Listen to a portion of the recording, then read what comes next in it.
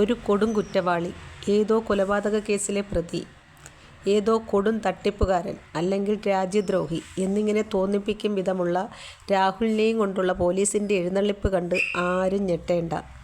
അതും ഒരു നാടകം തന്നെ. പരമാവധി മുട്ടയേറ് കൊള്ളിക്കാൻ രാഹുലിന് അവസരമൊരുക്കി കൊടുക്കുന്ന പോലീസിൻ്റെ നാടകം. അദ്ദേഹം ഒരു MLA ആണെന്ന കാര്യം പലപ്പോഴും മറന്നുപോകുന്ന പോലീസ്.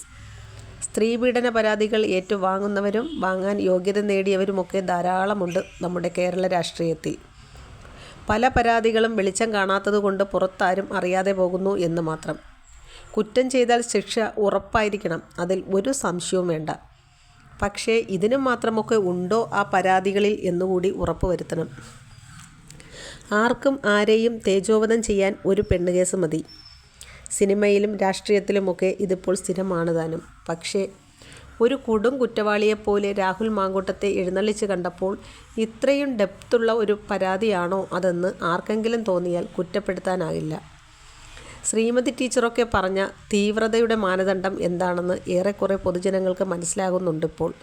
ന്യായീകരിക്കാൻ എന്തായാലും കോൺഗ്രസ്സുകാർ വരില്ല എന്ന ഉറപ്പുകൂടി ആയതോടെ പോലീസിന് ധൈര്യമായി എഴുന്നള്ളിക്കാം.